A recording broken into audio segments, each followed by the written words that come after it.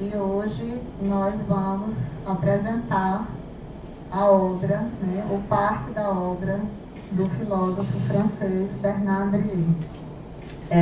Essa edição é uma edição diferente das outras, porque pela primeira vez nós contamos com a presença do autor no projeto. Então, normalmente somos nós que apresentamos a obra do autor, né? E fazemos sempre esse apanhado, né, das publicações ou de algumas publicações que nós temos acesso no grupo de pesquisa, porque temos o nosso acervo, né, que é um acervo aberto aos estudantes da universidade em geral e ao Estesia em particular. Então, hoje nós temos o próprio professor Bernard Henry, que irá fazer a exposição, né, das suas obras. Então, eu agradeço a participação de Bernard Henry nessa edição do projeto Biblioteca de Ideias, agradeço também a presença de vocês, e já passo a palavra para o professor Bernard Henry, que eu vou fazendo aqui a tradução.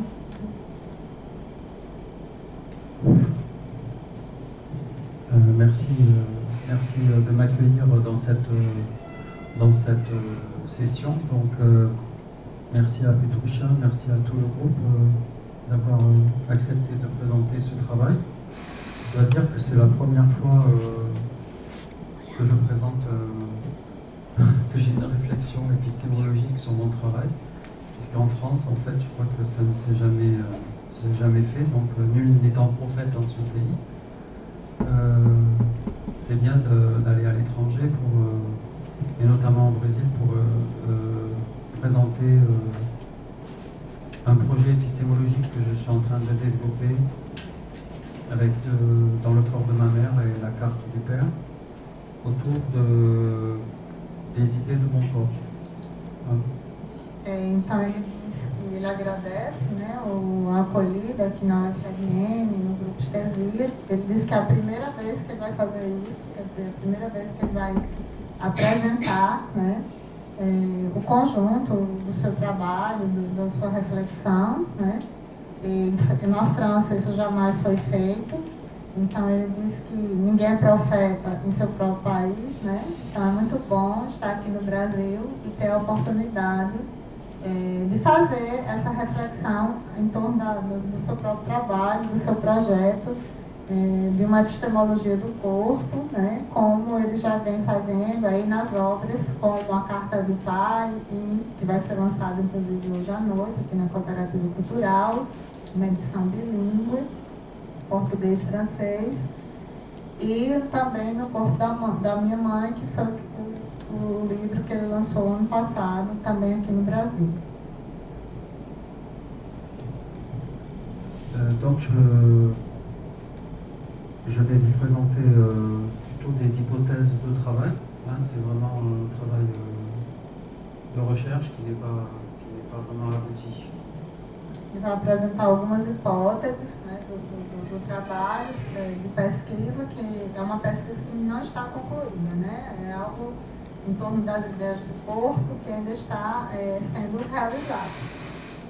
Ça, c'est la couverture de mon premier livre, qui était illustré par une de mes étudiantes, Sophie Baudrimont. Então, essa é a capa do primeiro livro dele, né? Que foi ilustrado por uma das suas qui devait être ma première thèse, en fait, de philosophie, que je devais faire à Bordeaux, avec une disciple de Paul Ricoeur. Foi a tese, né? A primeira tese, porque na França eles têm duas teses. Então foi a primeira tese que ele defendeu a Bordeaux, sob a orientação de um discípulo de Paul Ricoeur. Et donc le titre devait s'appeler La dispersion féconde. O título deveria ser A Dispersão Fecunda. Mais l'éditeur a dit que c'était pas bien du tout, qu'il fallait appeler ça le corps dispersé. Mas o editor não gostou do título, então eles chegaram a esse título, que é o corpo disperso. Et c'est vrai qu'à ce moment-là, j'avais le corps assez dispersé. E ele disse que, coincidentemente, naquele momento, ele realmente estava sentindo o corpo bastante disperso. Et en fait, vous pouvez voir la différence entre 1993 et 2016. A diferença entre 1993 e agora 2016. Le corps est moins dispersé, il flotte dans l'eau de pipa. O corpo está menos disperso, ele flutua aí nas águas de pipa. Plus sérieusement, l'enjeu est de dire est-ce que les idées très originales, le caractère génial de mon travail, au sens de Kant, est-ce que vraiment c'est génial ou est-ce que ça vient, est-ce que toutes ces idées viennent de mon corps? Ele faz aí uma relação, né? Se pergunta a respeito do caráter original, da originalidade, ou como Kant diria, da genialidade do seu trabalho, né? A partir das ideias do corpo. Essas ideias, né? Seriam ideias do corpo dele, são as ideias do meu corpo. C'est-à-dire que si je pousse l'écologie corporelle jusqu'au bout, en fait, ma conscience n'est que l'écritoire, tu vas savoir traduire ça, écritoire, ma conscience ne fait qu'écrire mon corps. Escriturária. Ouais. Então, será que a consciência seria uma escriturária do corpo, né? Estaria ali para escrever o corpo? C'est-à-dire qu'en fait, ce n'est pas mon intelligence, ma conscience ou ma technique d'écriture qui parle, c'est mon corps qui me propose des idées. Et ensuite, j'écris sur le papier. Então, essas ideias veriam de algum lugar e que ele... Est-ce que tu peux répéter? C'est mon corps qui produit des idées que j'écris ensuite sur le papier. Seria o corpo que produziria as ideias e que após ele escreveria sobre o papel. D'où 4 propositions. As idea do meu corpo. Je peux commencer par mettre entre parenthèses meu. Est-ce que c'est vraiment mon corps?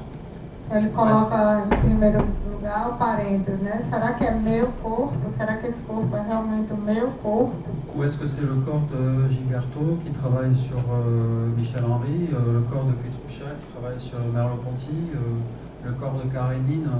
Est-ce que les idées que j'ai, ce n'est jamais que les idées des corps que je rencontre? Ou essas ideias seriam do corpo do outro, das pessoas com as quais ele se encontra. Et comme je suis très orgueilleux, je dis que c'est mes idées, c'est moi qui les ai inventées. Como ele disse que é orgulhoso, ele acredita que sejam as ideias do corpo dele, do meu corpo, ideias que ele inventou. Et beaucoup de gens oublient la dette qu'ils ont envers les autres. Muitas pessoas esquecem, né, a dívida que eles têm com os outros que vieram antes, né? Et donc, l'objectivité de mes idées, objectivation,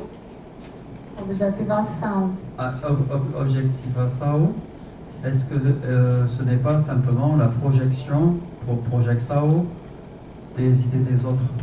Então, esse primeiro nível, será que não seria apenas essa objetivação, né, as ideias do meu corpo, seria apenas uma projeção das ideias dos outros? Par exemple, dans la carte du père, j'ai mon grand-père qui était amputé de la guerre de 14 a fait un carnet de dessin pendant les 4 ans de la guerre de 14. Então, por exemplo, no livro A Carta do Pai, né, ele apresenta um caderno de imagens onde tem os desenhos que o avô dele fez durante a guerra de 1914. Donc, mon grand-père, il a projeté la guerre, mais non pas en faisant des dessins sur la guerre, mais en faisant des dessins sur les femmes. Então, o avô dele projetou essa guerra não fazendo desenhos sobre a guerra ela mesma, mas sobre mulheres, né? Desenho de mulheres. Et son carnet de dessin s'appelait à Verdun, hein, il a donné le titre de son carnet de dessin, s'appelait Un petit coin de paradis, à Verdun. Então, o título desse caderno de desenhos era assim, a Verdun região, né, da França, um pequeno paraíso. Donc, la projection, hein, en psychanalyse, avec Didier Anzieux ou avec Freud, hein, c'est l'idée finalement que ce que je crois être objectif, en fait, je vais le projeter, hein, dans mes idées, en oubliant que en fait c'est subjectif. Então ele vai trazer aí as noções psicanalíticas, né, de Anzieux, mesmo de Freud, segundo as quais assim, aquilo que eu penso ser algo objetivo, na verdade é subjetivo. Deuxième sens, as ideas do meu corpo, mais là je mets entre parenthèses do. Então, né, no segundo livro, ele vai questionar esse do, né? As ideias do meu corpo. Então, ele coloca em parênteses a preposição do. C'est-à-dire que là, je prends une position idéaliste. Então, essa seria uma posição idealista. Idéaliste, né? C'est-à-dire, finalement, il n'y a pas d'attribution à mon corps. Hein, ce sont des idées qui existent en elles-mêmes. Hein, de manière... Então, seriam ideias que existiriam nelas mesmas, em si mesmas, né? Não seria do meu corpo, mas ideias do corpo no nível idealista. C'est ce que Freud appelle la sublimation. O que Freud chama de sublimação. Et par exemple, pour moi, hein, c'est le livre sur le bronzage. Para ele, né, isso se reflete na obra dele, nesse livro que ele escreveu de sublimação, sobre o bronzeamento, uma pequena história do sol e da pele. Dans ce livre, je fais l'histoire du bronzage sans jamais parler une seule fois du fait que je regardais ma mère se bronzer nue quand j'étais enfant. Então, nesse livro, ele conta toda a história do bronzeamento, né, principalmente na França e na Europa, mas ele jamais fala do fato de que um dia ele viu a mãe nua, bronzeando-se, né, quando ele era jovem. J'en parlerai dans le corps de ma mère. Ele vai falar somente muito depois nesse livro, no corpo da minha mãe. Donc je peux écrire deux versions, une version idiosyncrasique, le corps de ma mère, et une version idéaliste. Então ele diz que pode escrever, né, sobre o corpo numa versão idealista ou numa versão idiosincrásica, como ele fez aqui com o corpo da minha mãe. Et donc je suis un grand intellectuel qui travaille sur le bronzage. Então ele se diz assim, um grande intelectual que trabalha sobre a noção do bronzeamento. Et d'où vous vient, Monsieur Andrieux, que vous vous intéressez au bronzage? Mas de onde vem esse interesse dele, né, pelo bronzeamento? Oh, c'est une idée que j'ai eue. Pode responder assim, de forma bem francesa, né? É uma ideia que eu tive. Mas no fundo vem, é uma sublimação, vem dessa relação com o corpo da mãe que um dia ele viu nua bronzeando-se. Troisième sens de les idées de mon corps. O terceiro sentido das ideias do meu corpo. Je mets entre parenthèses idées. Aí ele vai colocar em parênteses a palavra ideias. Il n'y a plus que mon corps. Hein? Il n'y a plus que le corps. Somente o corpo. Le corps vivant. O corpo vivo. Ce qu'on peut appeler, hein, une thèse matérialiste. Então isso seria uma tese materialista. Voire réductionniste. Quem sabe até mesmo reducionista. C'est-à-dire, finalement, l'inconscient, l'immersion, tout ce qui se passe dans mon corps vivant a alimenté la matière, hein, de l'œuvre. Quer dizer que a imersão, o inconsciente, tudo que se passa no corpo alimenta a matéria da obra. Comme par exemple dans cet ouvrage, hein, traduit par Petruccia, hein, No corpo da mia, hein, dans le corps de ma mère. C'est dans le corps, je suis dans le corps. Hein, j'écris à partir de la matière de l'expérience. Então, nesse livro, No Corpo da Minha Mãe, ele está no corpo. Então, ele escreve a partir da matéria da experiência. Esse sentido da emerciologia. Donc, ce qui donne une écriture en première personne. O que resulta em uma escrita em primeira pessoa. Sans contrôle. C'est-à-dire, je laisse le corps de ma mère, c'est presque du premier jet. Então, é uma escrita que não é muito controlada, é quase como que ela flui, é como um jato. Ou alors, dernière possibilité. Hein, uma última possibilidade. Les idées de mon corps, et je mets mon corps entre parenthèses. Coloca o corpo entre parênteses. Et dans ce cas-là, je fais ce que Nietzsche appelle une idiosyncrasie. Então, nesse caso, esse dualismo. Oui, c'est une forme de dualisme. É uma forma de dualismo. C'est ce que dit Nietzsche, c'est que dans l'idiosyncrasie, on sépare hein, l'esprit du corps, hein, et on fait croire que finalement on a tout inventé par son esprit.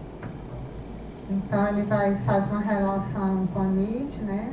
Diz que na idiosincrasia faz essa separação do corpo e do espírito como se tudo tivesse sido criado pelo espírito, né? O corpo aí está entre parênteses.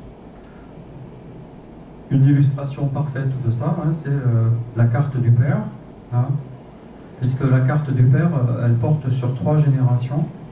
Hein, le grand-père qui a fait la guerre de 14, le père qui a fait la guerre d'Algérie, hein, et Bernard hein, qui a fait la guerre hein, au réductionnisme hein, dans les années 90. Então, é um exemplo dessa idiosincrasia, né? Para ele está no livro A Carta do Pai, onde ele traz 3 gerações, né? Ele conta a história do avô, que participou da guerra de 1914, do pai, que fez a guerra da Algéria, nos anos 60, nos anos 60, e a sua própria história, né? Contra o reducionismo. Donc, l'idée, c'était de prendre un thème comme la guerre hein, et d'essayer de voir comment finalement, à travers les générations, se transmettent, hein, se transmet le même désir, hein, le même problème de faire la guerre. Hein. Então, a ideia que perpassa o livro é como, através dessas 3 gerações, né, essa guerra vai sendo vista ou percebida.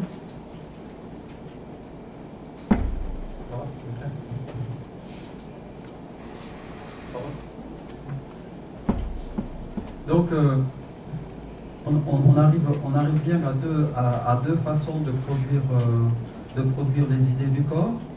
Hein, une façon consciente, hein, représentationnelle. Então, ele aponta 2 formas de produzir as ideias, né, sobre o corpo. Uma mais representacional ou consciente, pela palavra.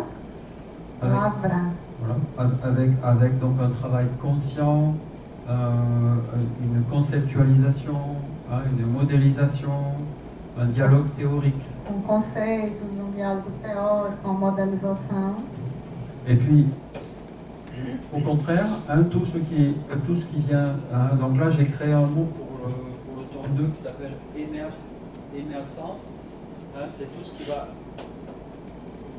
Comment traduire ça? Então, ou uma outra forma de produzir essas ideias seria o que ele chamou no livro que ele está, né, o 2º tomo, volume da emerciologia, o que ele está chamando de emersance. Seria a emergência do sentido. Science é sentido. Então, qual o sentido que emerge? Y a-t-il une langue du corps, hein, une langue du corps qui... Haveria uma língua do corpo, du corps vivant qui précède le langage. Que précède a linguagem representacional. Mais une langue qui n'est pas structurée dans un rapport signifiant-signifié. Mas é uma língua, essa linguagem do emersance não é estruturada nessa relação, né, clássica, convencional do significante-significado. depuis Nietzsche, il faut admettre que tout philosophe doit pouvoir travailler à ces deux niveaux. Mais beaucoup de mes collègues établissent des frontières. Ils établissent des frontières. Ils ne parlent de ça presque jamais, ou quand ils ont 90 ans. Então, diz que desde Nietzsche, né, ou a partir de Nietzsche, é possível trabalhar nesses dois níveis aí da linguagem, mas que muitos dos colegas filósofos não falam jamais desse nível do inconsciente, da emergência, né, do corpo vivo. A não ser quando eles completam 90 anos. Ele que disse, né? Donc, qu'est-ce que, par exemple, je vais retenir? Qu'est-ce que je vais retenir, par exemple, tout à l'heure, Petrusha me demandait pendant l'entretien comment l'écologie corporelle m'était venue à l'idée. Et en fait, l'écologie corporelle m'est venue à l'idée, je pourrais dire, c'est parce que j'ai réfléchi conceptuellement, je pourrais dire que j'ai lu les théories écologiques des années 60, c'est vrai, j'ai fait tout ça. Mais aussi parce que mon corps a vécu des expériences écologiques. Ce n'est pas la cause, mais c'est une des raisons. Então, ele disse que há pouco antes, numa entrevista que a gente fez, que eu perguntei como é que ele teve a ideia da ecologia corporal, como é que ele chega a essa ideia, né, da ecologia corporal. Ele disse, bom, ele poderia responder, eu li todas as teorias, né, ecológicas dos anos 60, mas também porque meu corpo viveu expériences écologiques. Et comme vous pouvez voir, chez Deleuze, chez Lévi-Strauss, chez Althusser, chez Philippe Solers, voire même Flaubert, tous ces créateurs ont entretenu des correspondances, ou ont tenu des journaux, dans lesquels ils parlent justement de l'immersion. Ils parlent de comment ils ont élaboré les idées.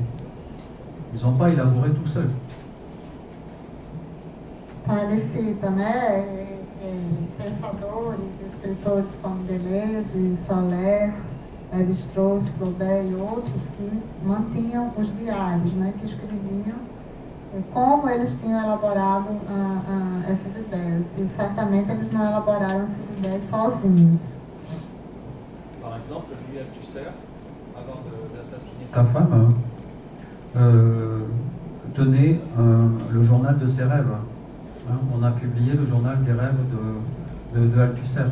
Est-ce que c'est plus important de lire le livre d'Althusser qui s'appelle « Lire le Capital » de Karl Marx ou de lire le journal de ses rêves? Então ele cita o exemplo de Althusser, né, que antes de assassinar a esposa, né, ele escrevia, sempre escrevia os seus diários. Então ele pergunta, então o que é mais importante? Ler o Althusser que escreveu Ler o Capital, em referência a Karl Marx, ou ler, que agora foi recentemente publicado, né, na França, o ano passado, os sonhos, esse caderno de sonhos que ele escrevia, né? Louis Althusser, Des rêves d'angoisse sans fin, os sonhos de angústia sem fim. Il faut lire les deux. Então, é preciso ler os dois.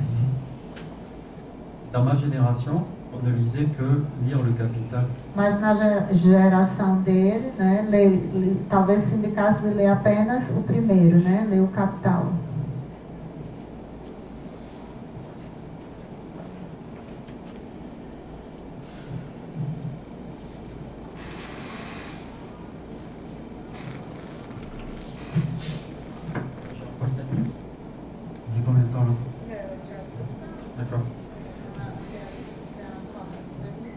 Donc il y a trois approches que je voudrais décrire maintenant, après un premier point un peu contextuel. Parlons des problèmes méthodologiques. Então ele vai falar agora de 3 abordagens mais relacionadas aos problemas metodológicos. Notamment abordé par Georges Devereux, hein, le grand ethnologue psychiatre Georges Devereux, hein, que je vous recommande la lecture. Então ele cita aí, né, o trabalho de Georges Devereux, um antropólogo, sobre ele recomenda a leitura, a angústia, da angústia ao método nas ciências do comportamento, do psicólogo. De psychologue. Oui, psychiatre, psychologue. Psychiatre et psychologue. La première attitude, ça consiste soit à cacher son corps, soit au contraire à faire un coming out, à le déclarer. Então a primeira atitude seria ou você camuflar o seu corpo, esconder o seu corpo, ou, contrariamente, declarar o seu corpo. O corpo do pesquisador. Par exemple. Donc aujourd'hui, pourquoi j'ai écrit aussi le corps de ma mère et la carte du père, ou le corps du chercheur, c'est parce que la première question qu'on me pose, c'est d'où tu parles, hein, de quel endroit tu parles, qui tu es. Hein. C'est-à-dire, on est obligé de faire un coming out méthodologique. Então, isso está relacionado, assim, por isso que ele escreveu, né, no corpo da minha mãe e a carta do pai, porque sempre se pergunta, né, quem você é, de onde você veio, em relação, por que você está falando desse tema, então, de onde você é, de onde você veio. Então, é preciso fazer o seu coming out, que, assim, seria sair do armário, né, coming out é um termo bastante usado, né? Nos estudos feministas e gays, né, coming out é sair do armário, então você precisa se declarar. Par exemple, Snowden, ou Bradley Manning, ou les Pussy Riot, sont passés de l'inside à l'outside. Então ele cita esses exemplos atuais, né, de Snowden e Bradley Manning, que saem dessa posição de inside, né, escondido, para outside, fora. Né. Donc l'idée, c'est justement d'arriver à déclarer son identité, sa culture, son positionnement théorique. Então, a necessidade de você declarar suas ideias, sua cultura, seu posicionamento teórico. Et donc, un des problèmes que nous avons aujourd'hui, c'est que si je veux lire un livre sur le viol, então, dos problemas que você tem hoje nesse campo é se você vai ler livro sobre o estupro, por exemplo. Est-ce qu'il faut que je lise l'excellent livre de Georges Vigarello, Histoire du viol? É preciso ler o excelente livro de Jorge Vigarello sobre a história do estupro, que inclusive tem em português, né? Ou est-ce qu'au contraire, je lis. Des témoignages? Ou eu preciso ler os testemunhos de pessoas que realmente foram violentadas. C'est ce que j'appelle le conflit d'expertise. Que é o que ele chama do conflito entre os experts. Autrefois, il y a 20 ans, un intellectuel pouvait arriver dans une salle et vous dire le viol, c'est ça. Talvez há 20 anos um intelectual pudesse chegar em uma sala, em uma conferência e dizer o estupro é isso.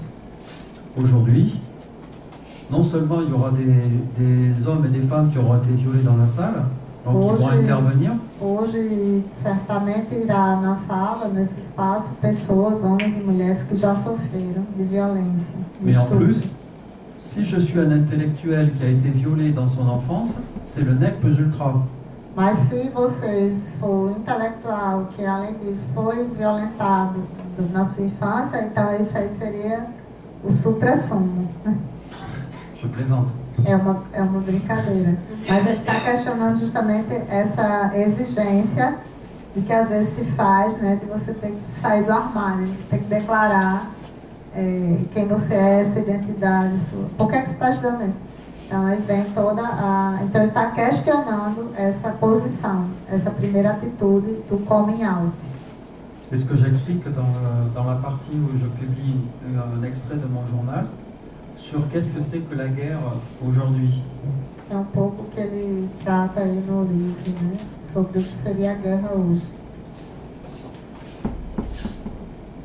Et donc, c'est ce que fait Béatrice Preciado. Paola, Béatrice Preciado, hein, les fondatrices du queer. Donc, c'est ce que fait Béatrice Preciado. Béatrice Preciado, elle écrit un livre sur la transformation. Elle transforme son genre et elle tient un journal où elle prend de la testostérone. Et donc, elle raconte l'histoire de sa propre transformation conceptuelle et personnelle. Ele cita o exemplo de Beatriz Preciado, né, que na verdade hoje se chama Paul Preciado, Oui, Paul Preciado. e que ela escreveu esse livro, né, justamente como ela transformou o seu próprio corpo, né, um testemunho. Et donc on a plein d'ouvrages hein, sur la pornographie. Há muitas obras sobre a pornografia. La pornographie par une actrice porno É uma atriz pornô qui raconte ce que c'est qu'un film pornographique que réellement. vai contar, né, suas experiências quando ela realiza o filme. La prostitution avec Nelly Arcan. A prostituição aí contada no livro de Nelly Arcan, Qui s'est suicidé. que suicidou. Ouais.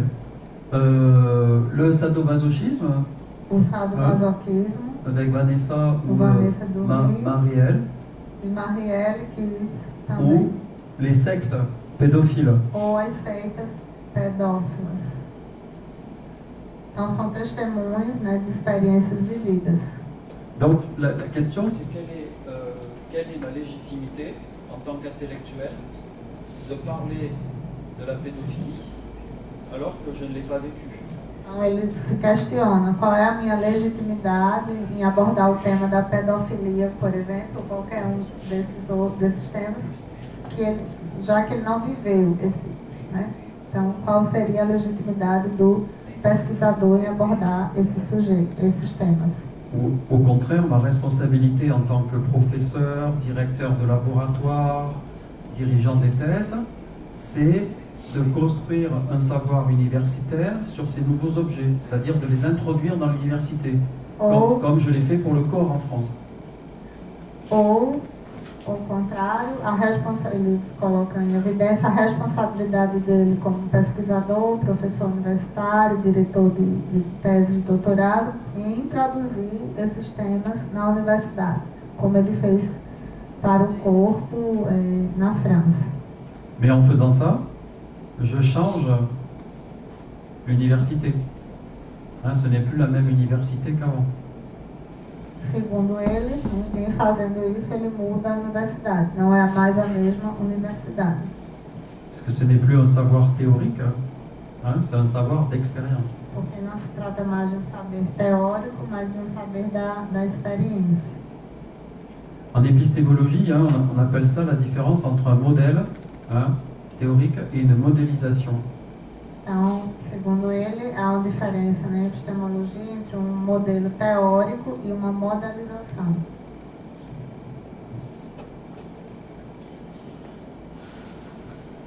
Par exemple, un exemple sur lequel j'ai beaucoup travaillé, hein, qui est la question de la maladie.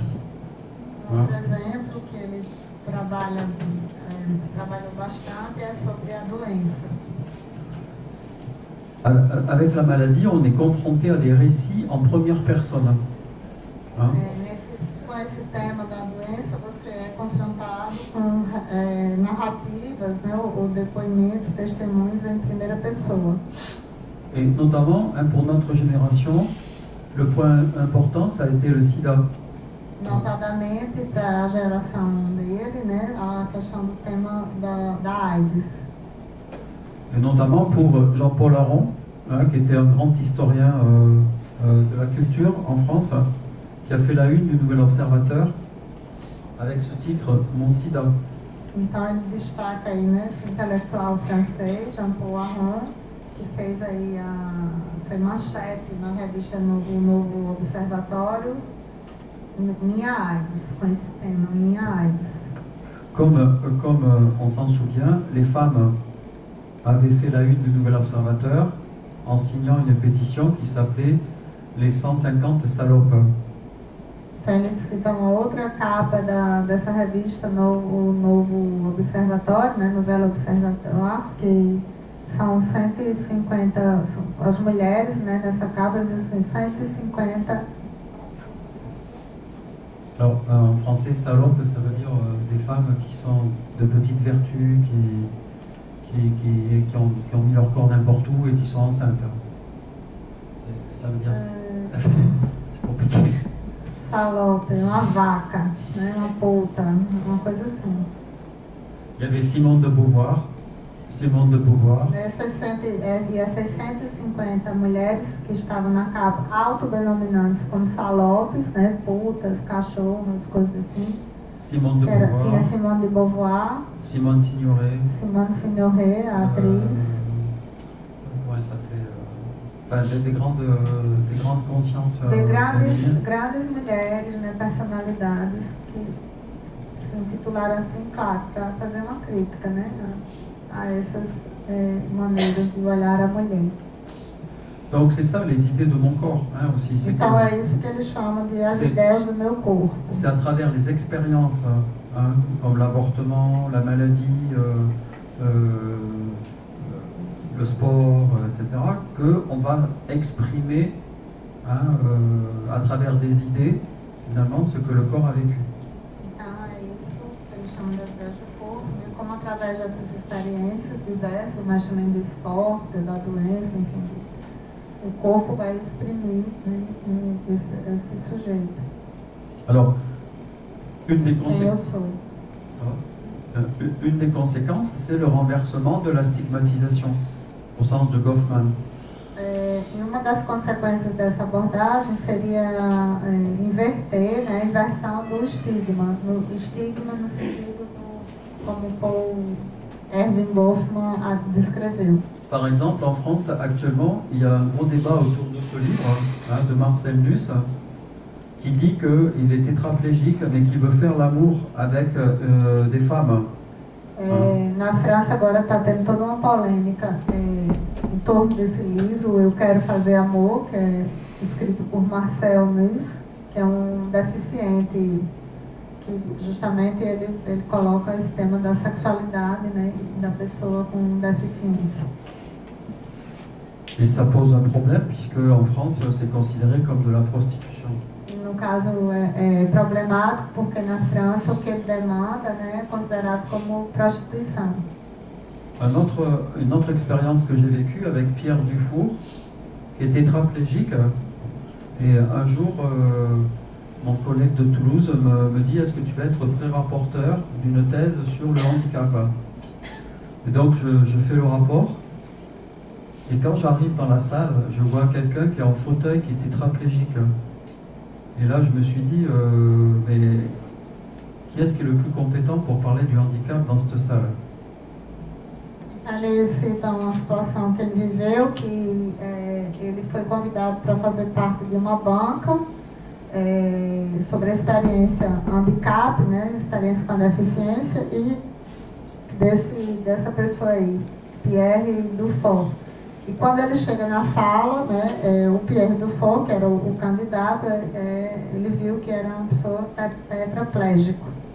Então ele se questiona, né? Ele já tinha feito todo o seu relatório técnico sobre o trabalho, mas aí ele se questiona quem é o especialista, né, na questão. Seria ele, com esse olhar de fora, ou seria o próprio deficiente que escreveu o trabalho, né?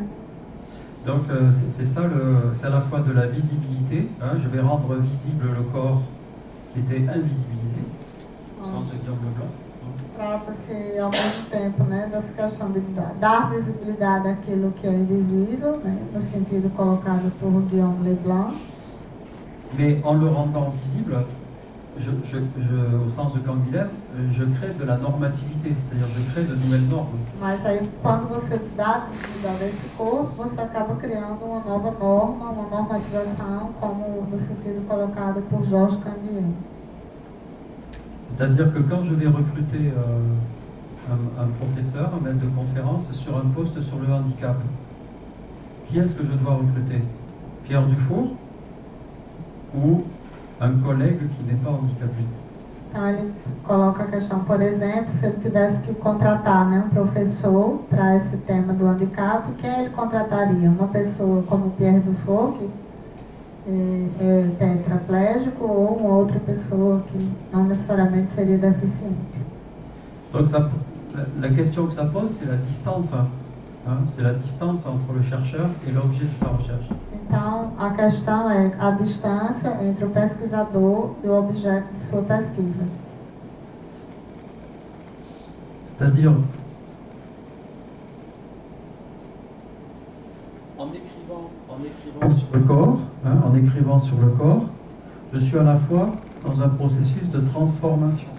Ou seja, ao escrever sobre o corpo, você está ao mesmo tempo em um processo de transformação em situação.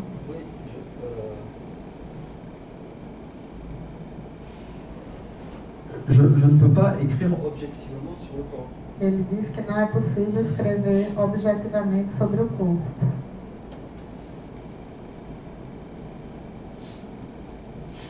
Et donc,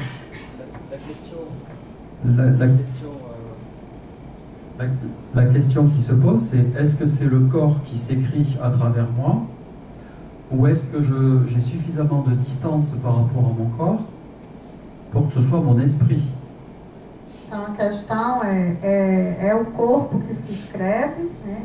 Ou é a consciência desse corpo, ou seja, o que a consciência compreende de seu corpo, o que o corpo autoriza, no sentido do autor, da produção do seu texto consciente. C'est-à-dire quand je signe Bernard Andrieux, est-ce que c'est mon nom, ou est-ce que c'est le signe du corps qui écrit à la place de ma personne? Então, quando ele assina Bernard Andrieux, é ele mesmo ou é esse nome que escreve no lugar da pessoa? Si on situe ça par rapport à l'immersiologie, ça veut dire que en réalité, quand j'écris quelque chose sur le corps, ce qui arrive à ma conscience, dans l'écriture, c'est une toute petite partie de ce que mon corps a perçu de la situation. Então, no sentido da imersiologia, quando ele escreve sobre o corpo, o que chega na forma escrita é apenas uma pequena parte do que realmente se passou no corpo. Par exemple, Ici, vous voyez, il y a plusieurs niveaux. Ça, c'est le niveau conscient, réflexif, du chercheur qui tient un journal de terrain, qui tient son journal, qui fait un coming out méthodologique, qui fait un récit sur sa méthode, qui est en pleine réflexivité. Donc ça, c'est le chercheur conscient. Ele diz que tem vários níveis. Esse primeiro seria do pesquisador que é consciente, né? Então ele tem uma reflexibilidade, ele vai fazer um relato de quem é esse pesquisador, né? O coming out metodológico que ele já falou, e ele tem também, ele vai manter esse diário de campo. Là, il maîtrise la totalité de sa théorie. Então aí, nesse nível, ele controlaria a totalidade da sua teoria. On se souvient de la première phrase de Lévi-Strauss dans Triste tropique. Então ele lembra da primeira frase de Lévi-Strauss em Tristes Trópicos.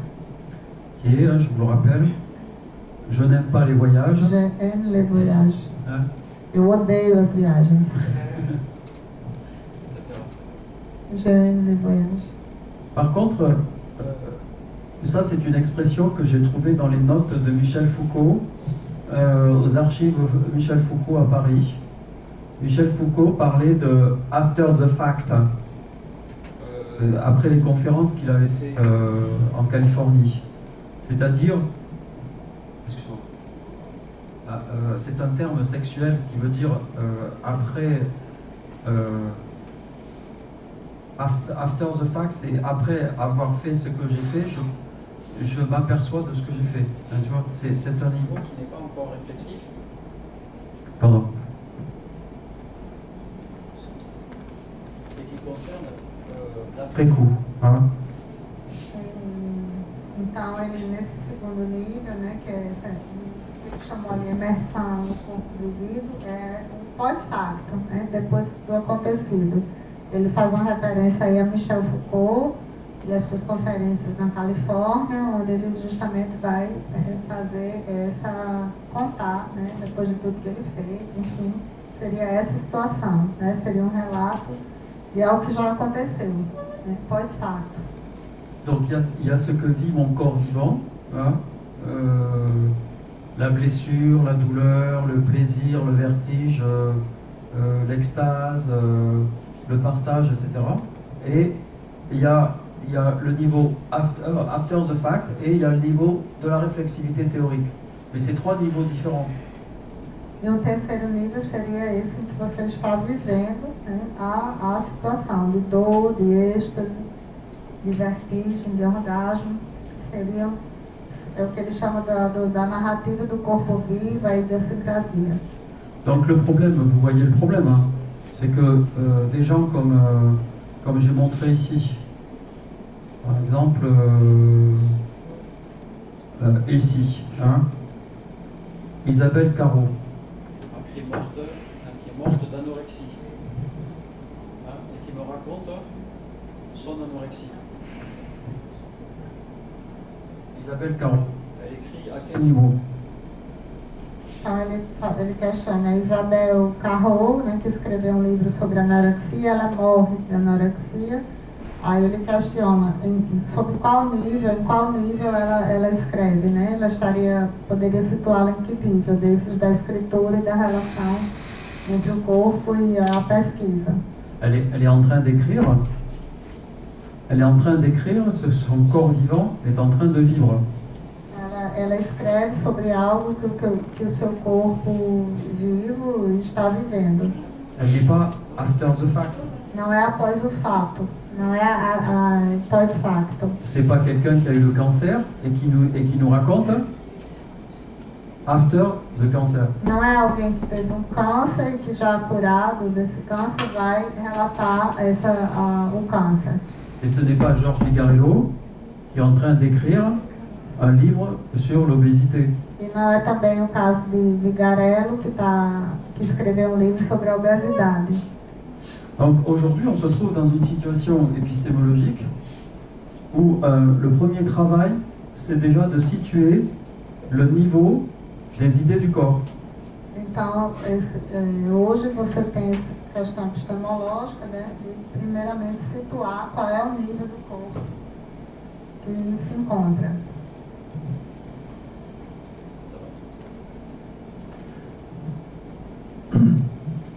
Et bien évidemment, aujourd'hui, on vend beaucoup plus de livres. Hein, ce qui intéresse les gens, c'est ça. D'accord. Et ça n'intéresse plus personne. Ele diz que hoje, em termos de publicação, né, o que interessam as pessoas são esses livros aqui situados no terceiro eixo, né, que contam as experiências que estão sendo vividas. E já no nível da reflexividade não interessa muita gente. Par exemple, hein, ça c'est pour Paola, d'accord?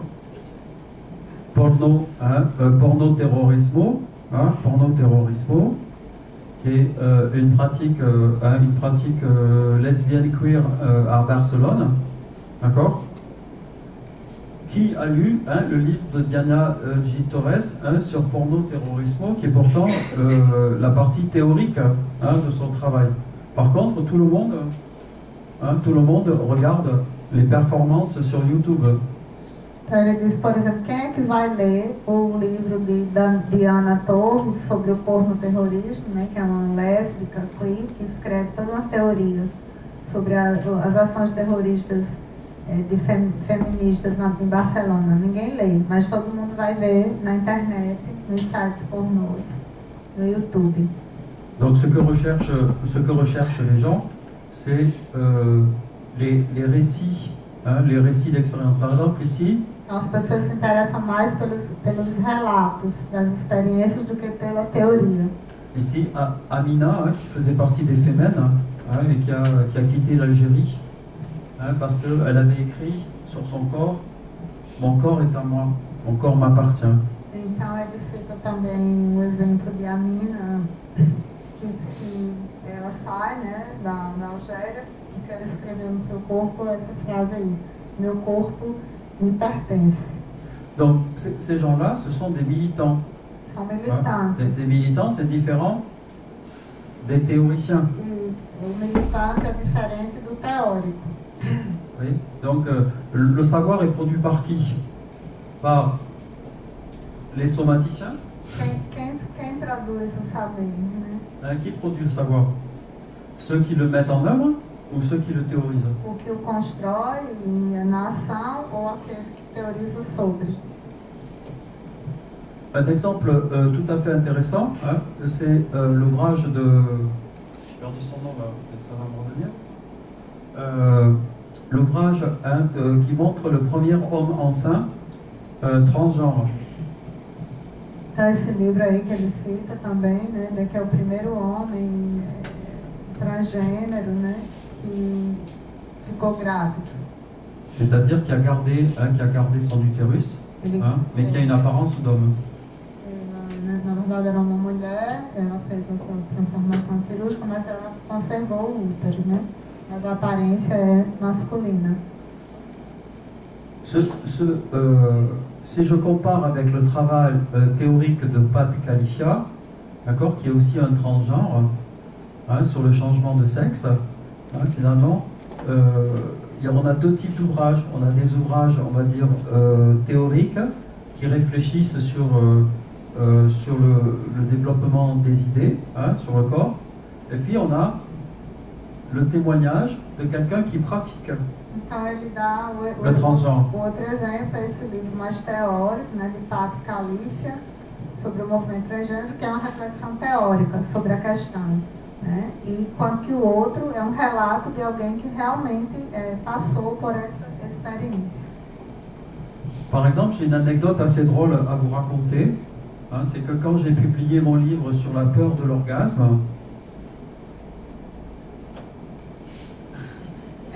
ele diz que é uma anedota, essa coisa do humor francês, né? Então, quando ele publicou esse livro dele sobre o medo do orgasmo, j'ai reçu des mails de collègues qui m'ont dit « Enfin Bernard, tu nous parles de ton problème personnel ».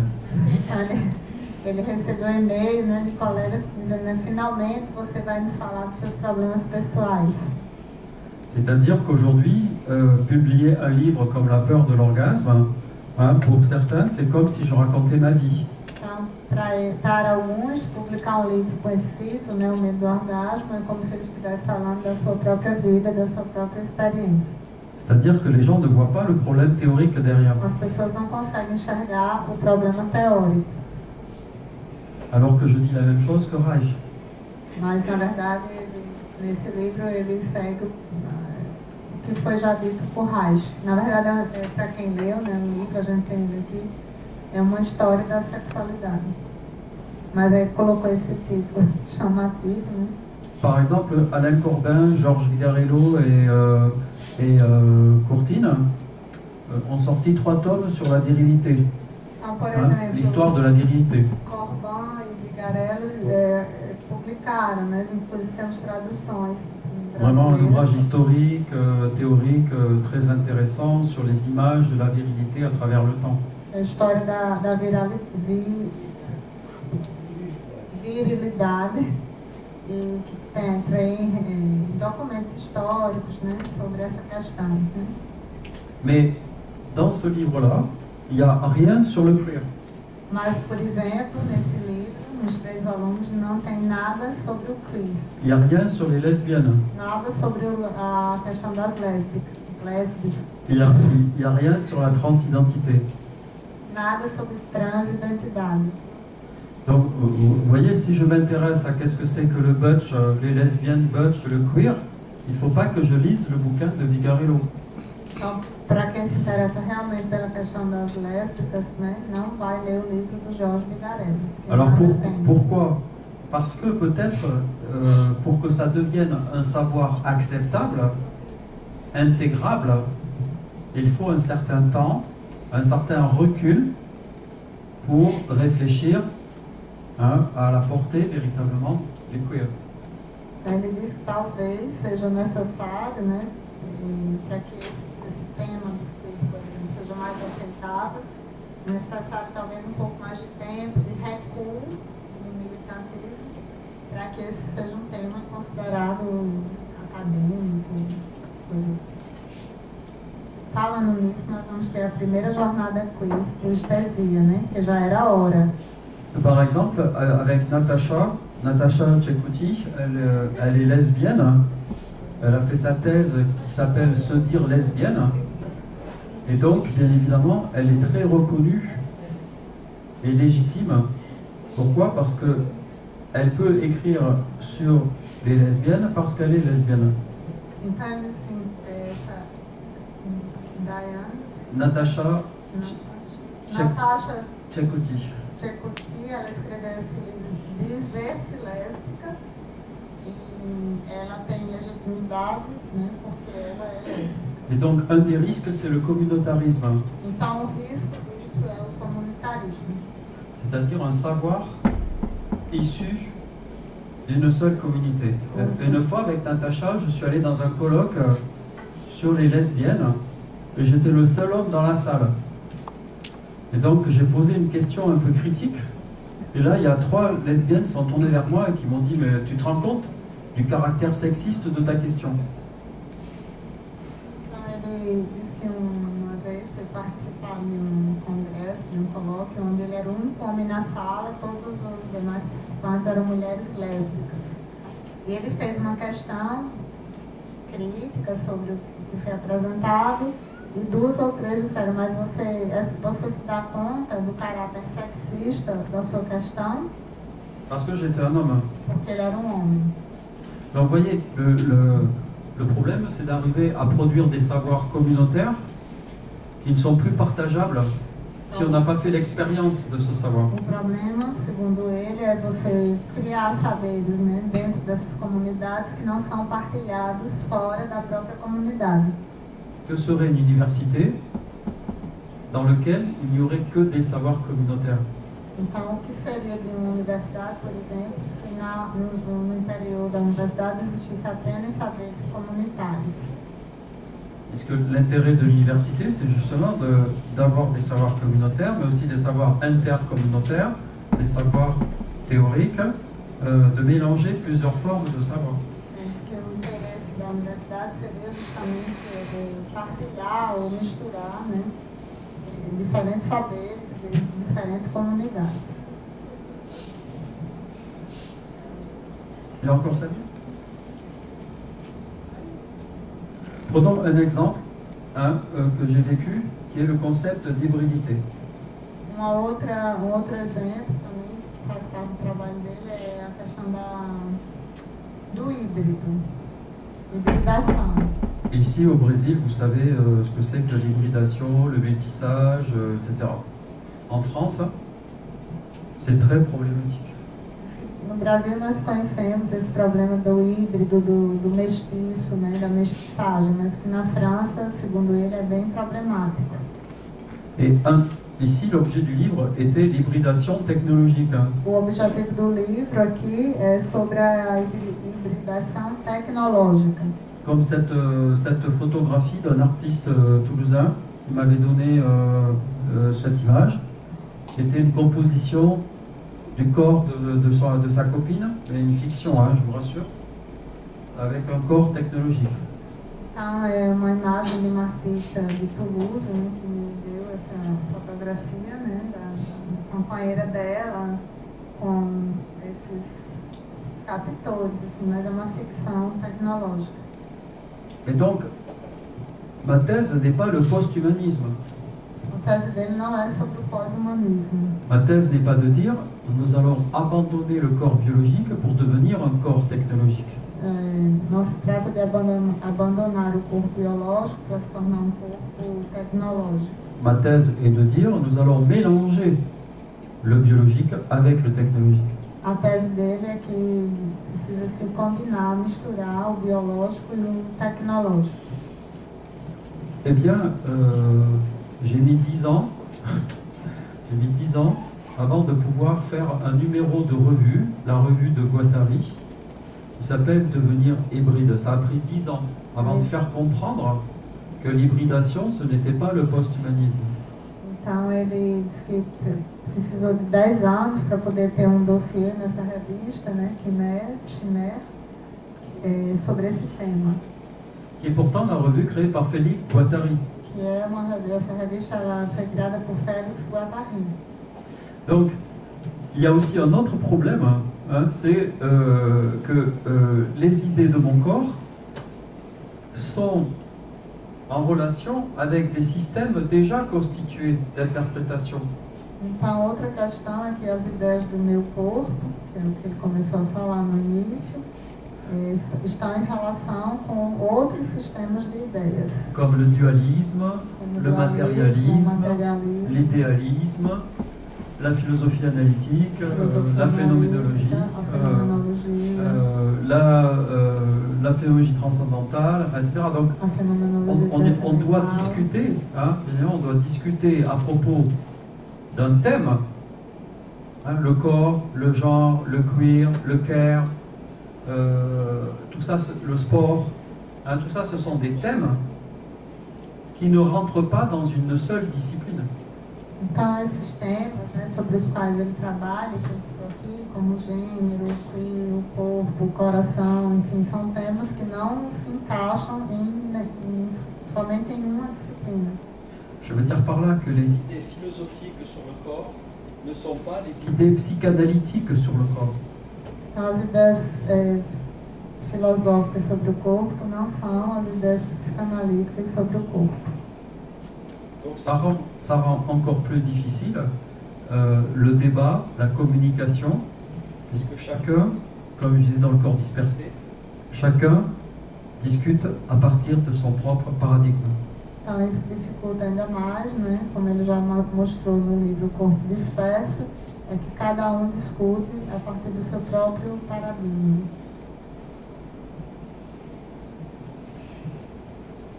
D'où l'idée, hein, peut-être, de se situer géographiquement. Então, talvez seja necessário se situar geograficamente. Nous avons réalisé un livre, un très beau livre qui s'appelle Corps du Monde. Então, ele organizou esse livro, né? Avec 8 thèmes dans 5 continents. Esse livro que se chama O Corpo do Mundo. Par exemple, pardon. São 8 temas. C'était 8 thèmes, en fait, mais décrits chaque fois, il y avait, si tu veux, pour un thème, il y avait 5 articles. Pour 5 então, continents. são 8 temas e 5 artigos, em cada continente. Donc, l'idée du livre, c'était de dire que la conception occidentale, européenne, blanche de l'alimentation, ça n'avait rien à voir avec ce qui se passait en Nouvelle-Guinée. Então, a ideia é mostrar exatamente a diferença, né, por exemplo, sobre a questão da alimentação na Europa e do que acontece na Nova Guiné. Donc, si je prends la catégorie alimentation, je m'aperçois qu'il y a au moins 5 façons de concevoir l'alimentation dans 5 continents différents. Et il y en a beaucoup d'autres, mais l'idée c'était de montrer cette diversité. Por exemplo, se você pega esse tema da alimentação, você vai ter nesse livro pelo menos 5 maneiras diferentes, né, de conceber a alimentação. Há muitas outras, mas isso foi apenas justamente no livro esse esforço de mostrar essas diferenças. C'est ce que Hegel appelle un atlas. C'était un atlas du corps. Então isso é o que na concepção hegeliana seria de faire un atlas, c'est-à-dire de montrer que en fonction de la géographie et de la culture, la thématisation sur le corps sera différente. Aí a influência, né, da geografia e da cultura para compreender alguma temática. Donc nous avons là, ici le numéro que j'ai amené à Petroucha de la revue Géographie et Culture, hein, dont on parlait avec Katia l'autre jour, hein, avec les travaux de Rebo. On voit ici qu'on pose la question de la géographie. C'est-à-dire l'idée que finalement, il n'y a pas de corps universel, il n'y a pas de corps transcendant. Le corps, il est situé. Então ele traz alguns exemplos, né, dessa abordagem geográfica sobre as questões, para dizer que o corpo é situado. C'est ce que Petrusha et les étudiants font, par exemple, sur la géographie de la danse à Natal. Cartographie. Ele diz que tem uma relação entre o que nós temos feito aqui com a questão da cartografia, da dança, e o que ele está trazendo aí sobre a geografia da dança. Ou ce que nous faisons aussi avec les somaticiens, c'est-à-dire constituer une encyclopédie qui présente la singularité de chaque praticien, technique, théoricien. Então, um pouco que temos feito também com o projeto Somatician, onde se busca exatamente essa singularidade, né, de cada pesquisador, teórico, técnico, praticante. Donc, je termine. Ce que j'ai essayé de vous montrer, c'est que il est difficile de faire corps. Hein, faire corps en français, ça veut dire faire corps, ça veut dire disparaître complètement dans l'objet de sa recherche. Ele diz que a dificuldade é o fazer corpo, né? Ou seja, desaparecer completamente no próprio objeto de pesquisa. Parce que si je disparais dans le corps que je suis en train d'étudier, je ne fais plus de théorie, je fais de la pratique. Porque se isso acontecer, você sai do campo teórico para a prática. C'est le paradoxe bien soulevé par les anthropologues et les ethnologues. É o paradoxo, la distance. Que vivem os antropólogos e os etnógrafos em relação à distância dos objetos de pesquisa. Voilà, donc faut-il s'immerger? Faut-il s'abandonner? É necessário se emerger, né? Jusqu'où s'immerger? Até onde? Jusqu'où s'abandonner dans les bras de l'autre, hein, de celui que je suis en train d'étudier? Est-ce que je dois devenir l'autre? Est-ce que é necessário tornar-se o outro para descrevê-lo? Ou est-ce qu'au contraire, je dois garder ma distance ou guardar uma certa distância pour élaborer précisément un regard et peut-être situer élaborar certo olhar e talvez se situar, situer ces trois niveaux que je vous ai présentés. Esses três níveis que ele mostrou, né? O nível da reflexividade, de viver o acontecimento e refletir.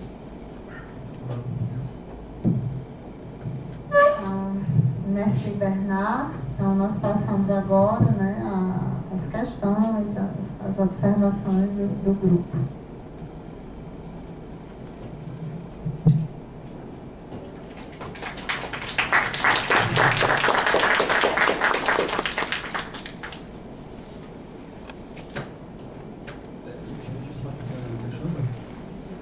Je me suis amusé pour préparer peut-être le prochain livre,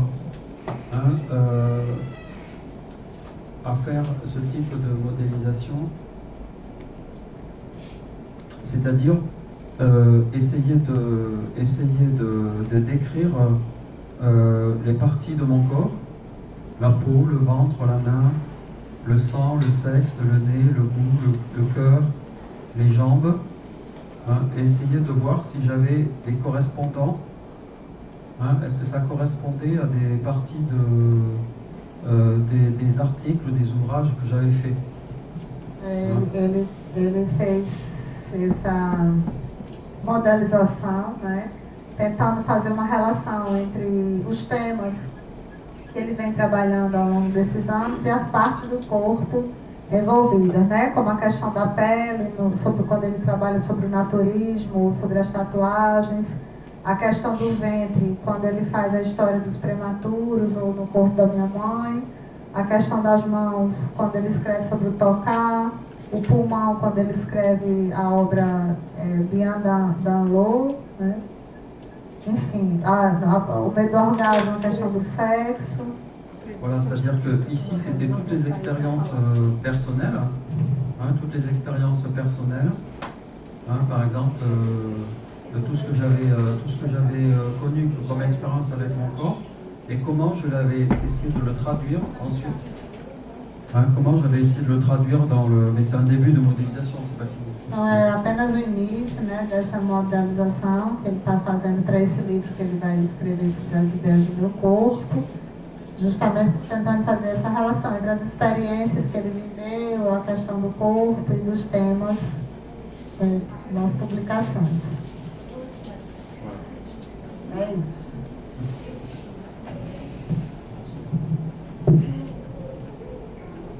Et merci à Chris, je ne sais pas si elle est là, pour le dessin. Elle n'est pas là. Merci à Chris pour le tableau. Ele agradece a Cris, né, Cristiano B, por essa imagem que ela fez, que ela criou aí sobre do Atlas, né?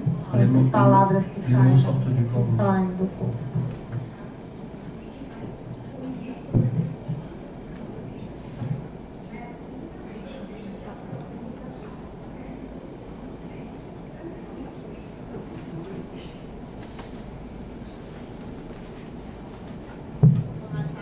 Est-ce que tu aimes les voyages?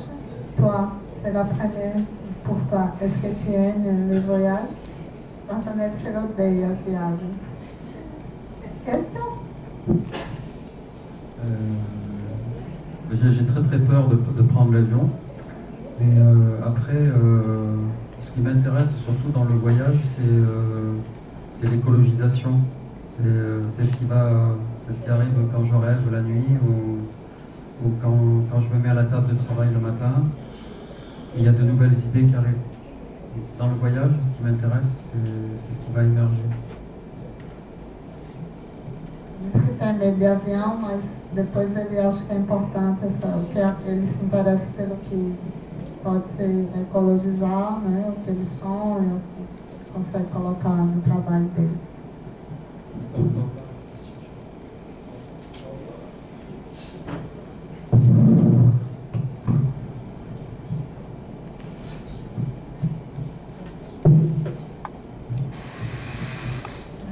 Boa tarde.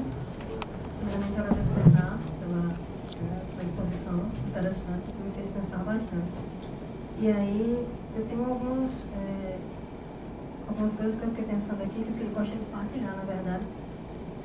E a primeira delas é a relação do pesquisador com o seu objeto de pesquisa, que o Bernardo falou. E aí ele falou a questão da legitimidade, né, dessa relação. E aí eu queria saber se é possível construir um conhecimento legítimo a partir de uma experiência de vida. Se isso é possível, né? Construir esse conhecimento legítimo a partir de uma experiência de vida direta no corpo. Digamos, um corpo de vida, do corpo vivo. Porque quando a gente pensa na fenomenologia, por exemplo, pelo entendimento que eu tenho de experiência de vida, ela pode estar também, por exemplo, nas leituras que eu faço, nas observações, na redução que eu faço na leitura dos filmes, dessas visibilidades, né, que me afetam e tal. Então, é possível também construir um conhecimento legítimo a partir dessas outras experiências, não somente a experiência direta no meu corpo vivo.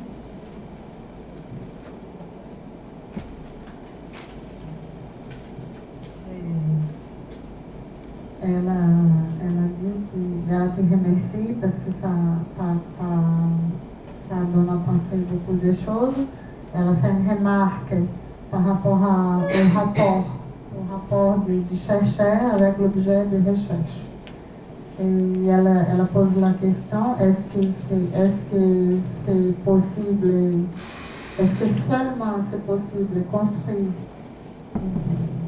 ou avoir une légitimité si on a vécu dans notre propre corps une situation ou pas.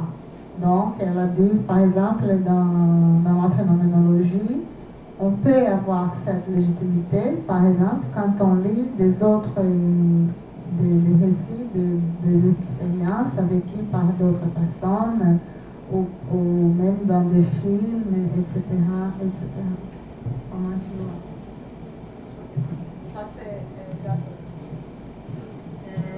E aí, na apresentação, você também fez uma diferenciação de livros que são relatos de experiência e outros que são teorizações. E aí, será que dá para separar mesmo assim, dualmente, essas duas questões? Ou os relatos não seriam já uma forma de teorização? E nas teorizações também já não teriam uma experiência desse corpo no mundo, digamos assim. E, por fim, quando você fala do queer, você fala um pouco da diferença entre a militância e o teórico, né? Que também bate um pouco nessa questão da experiência da teoria.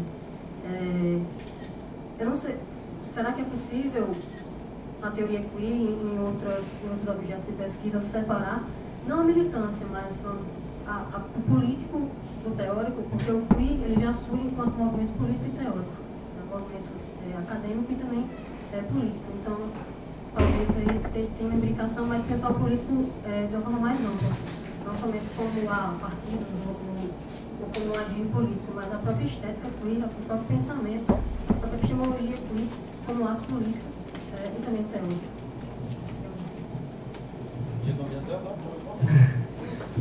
En fait, elle avait pu répondre toutes les questions de synthèse. Mais bon, on avance. Et la deuxième question, c'est par rapport à la différence des livres qui nous a montré entre des livres qui sont des récits.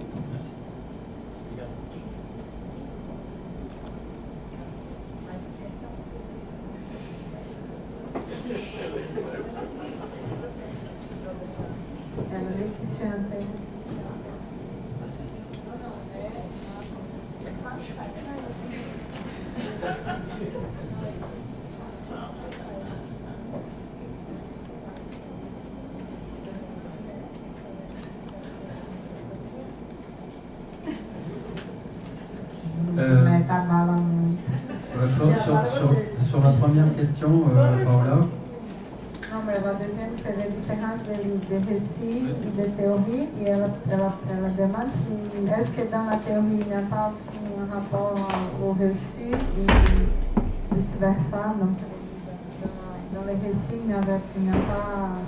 n'y aurait pas une théorie. Alors, d'abord, Paola, je suis en train d'écrire le deuxième tome de l'émerciologie qui va s'appeler La langue du corps. Et qui pose un problème, c'est que de toute façon, tout est déjà langage. Hein, c'est déjà un récit. Donc même une théorie, c'est un récit. Hein, c'est une construction dans le langage. Donc de toute façon, si tu veux, il y a toujours un écart entre le corps vivant et le langage. Hein, le langage n'est que la partie émergée de ce que vit ton corps. Il n'y aura pas de communication directe, ça n'existe pas.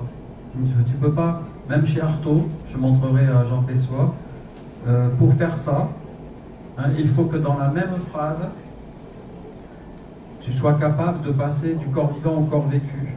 C'est-à-dire que tu mélanges les niveaux de langue. Mais ça reste toujours du langage.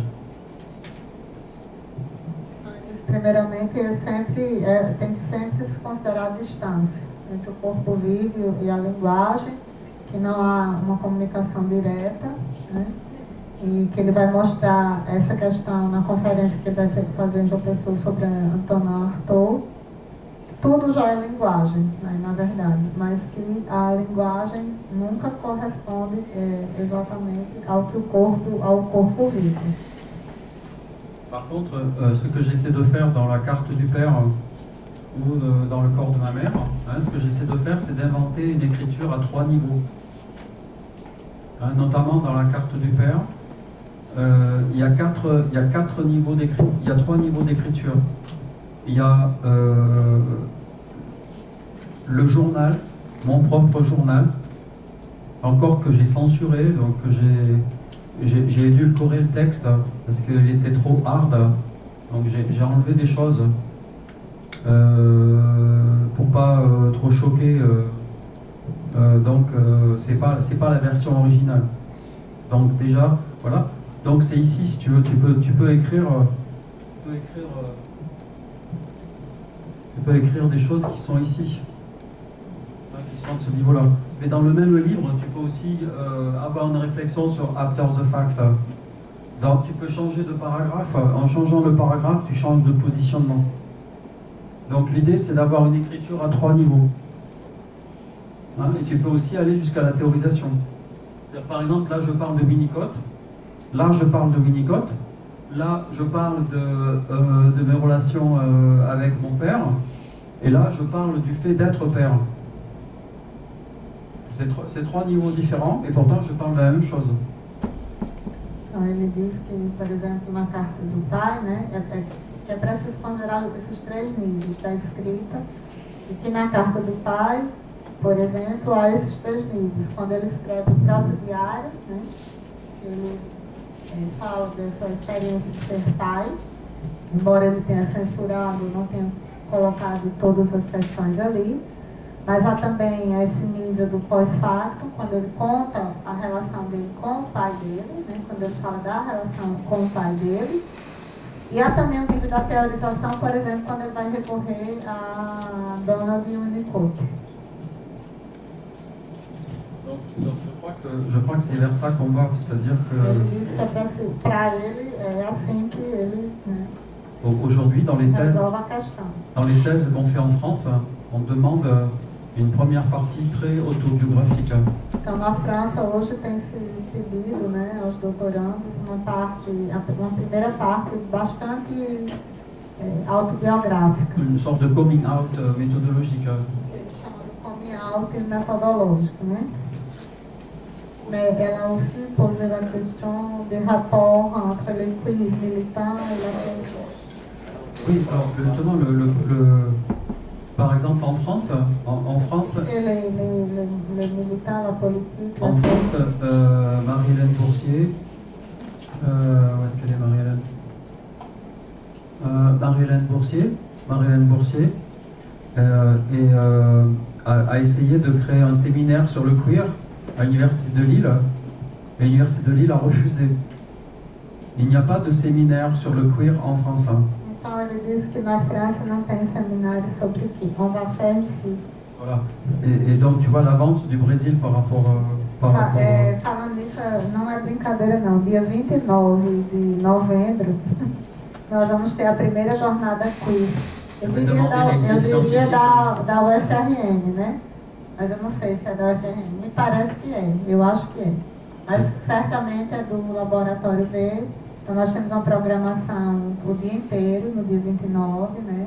Com uma mesa redonda sobre a questão da estética queer, com o professor Alito e Macares, né? Também vou estar participando. À tarde, nós vamos ter, dentro da programação do Sinestesia, o documentário Dizzy Croquettes, e um comentário também, eu, Paulo e Avelino, né, justamente que nós publicamos o artigo sobre o Dizzy Croquettes na revista Cor, um dossiê que Bernard organizou, né, que Corpo para o Amanhã, e nós apresentamos essa proposta queer, e foi um texto bem bacana, que vale a pena ser lido, ele está em francês. E à tardezinha, nós vamos ter uma performance, né, queer, com o grupo o CRUO, que é lá do pessoal do Departamento de Artes, né? A gente queria ter trazido o pessoal do Dizzy Croquettes, porque ainda tem um membro que mora aqui em Pium, mas a gente não conseguiu contato, né? E nem tínhamos dinheiro para trazer outros. Eu queria muito ter trazido Jarita, né? Mas enfim, então ficam todos convidados já para a agenda já divulgada daqui a pouco, né? Do dia 29, o dia inteiro, essa jornada queer aqui. Esperamos ter bastantes pessoas queer. E também já aproveitamos aqueles que querem fazer seu coming out, já façam logo na jornada para poder legitimar. J'ai fait l'annonce parce qu'on aura une journée queer la semaine le 29. Je veux dire par là que en France, c'est toujours la guerre, hein, c'est la guerre idéologique. Quand j'ai introduit des cours sur le genre En 2005, à Nancy, les collègues sont allés voir le directeur pour dire Bernard fait des cours sur la pornographie. Ele disse que foi bastante criticado, né, quando ele ensinava em Nancy, que ele introduziu os cursos, os temas do gênero, e ele foi acusado de pornográfico, né, de fazer pornografia, pelos colegas que foram se queixar na direção.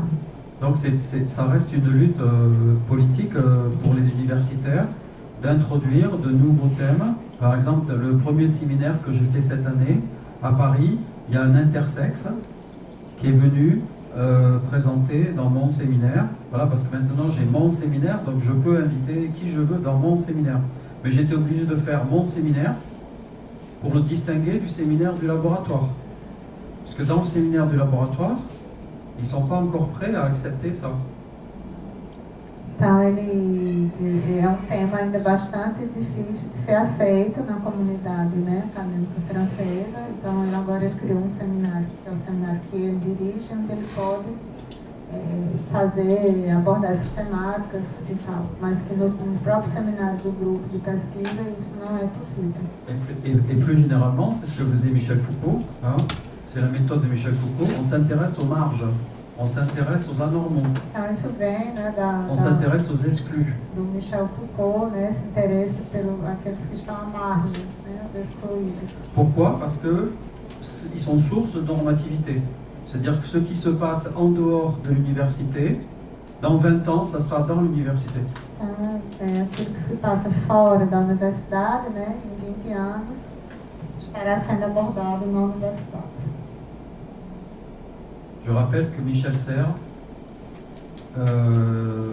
René Girard ou Michel Foucault n'avaient pas de poste à l'université française dans les années 70. Então, nos anos 70, né, esses pensadores que ele nomeou, Foucault, Michel Serres ou René Girard, não tinham um posto, né, na Universidade Francesa. Jusqu'à la création de Paris 8, de Paris Vincennes. Até que foi criado o Paris 8, que se situa em Vincennes.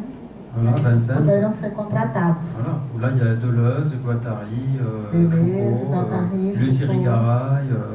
Tous ces gens-là ont trouvé des postes à l'université parce qu'on a créé une université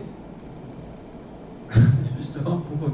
Mais en les mettant dans cette université, pas à la Sorbonne. Então, eles não estavam na Sorbonne, né? Então, eles estavam numa outra universidade. Outra questão.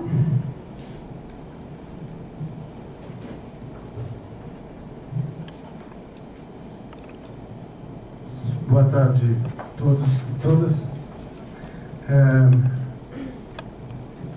Bom, eu queria só dar uma opinião também em relação à questão da Paula. Eu penso que, pensando a partir da emerciologia, eu acho que a própria questão da ecologização do corpo, é possível pensar a questão da legitimidade da pesquisa, né? Eu veria por esse lado, né? Dá para conversar mais, mas enfim, não é o caso aqui, né? Mas eu acho que é interessante. Bem, esse livro, No Corpo de Minha Mãe, numa página aqui, página 74, mas em outros momentos você vai também tratar disso. E leio aqui na página 74, você diz que nosso corpo vivo sente o mundo antes que nós tenhamos tido consciência do que temos chamado até aqui de fenomenologia do corpo vivido. Na página 58, você vai falar, né, a emerciologia, diferentemente da fenomenologia, reconhece no corpo vivo não somente essa produção semiótica, mas a constituição de sua estética e de sua estesiologia no afastamento mesmo e descontinuidade entre o corpo vivo e o corpo vivido. Bom, mantendo-se essa descontinuidade ou esse afastamento, quer dizer, a percepção que eu tenho, que é algo, eu diria, não sei se é correto dizer, mas eu acho que ontologicamente existe tal afastamento e que para mim é incontornável. Nesse sentido, eu até então estava pensando que o teu pensamento e a imersiologia especificamente era, digamos assim, compreender esse distanciamento e, em certo sentido, bom, ele vai permanecer, ele vai continuar, não dá para superá-lo.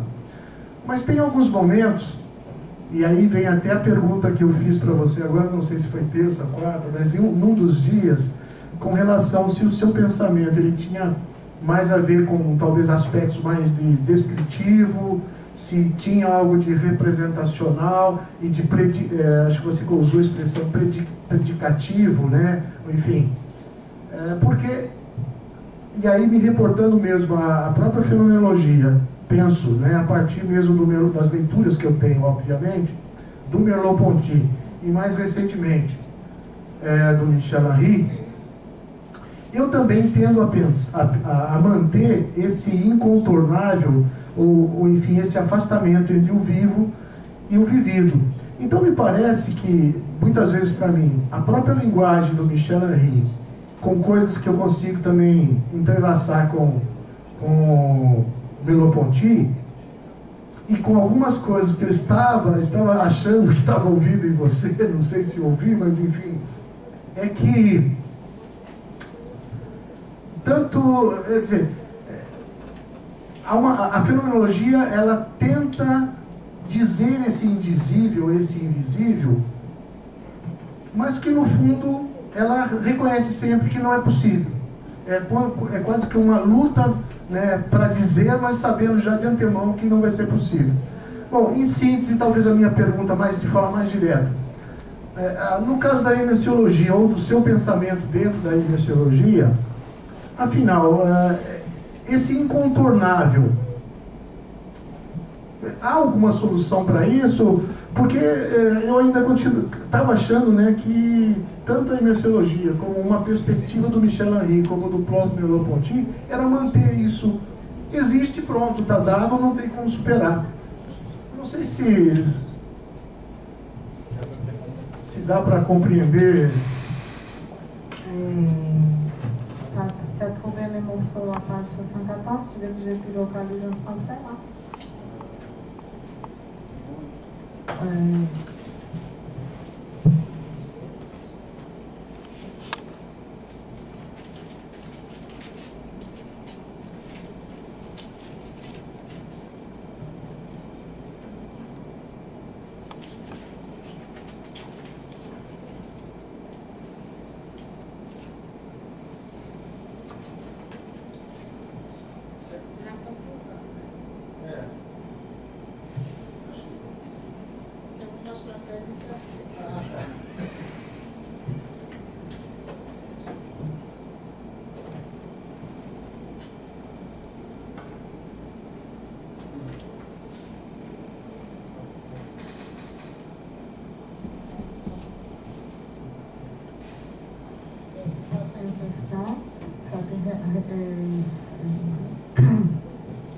Cet écart entre les corps vivants et les corps vécus, mais quand il lit la phénoménologie chez Merleau-Ponty ou même chez Michel-Henry, et tous les deux, selon Gilberto, il dit que l'écart il est là, que c'est incontournable, et voilà, on ne peut pas faire autrement, etc. Comment tu penses ça?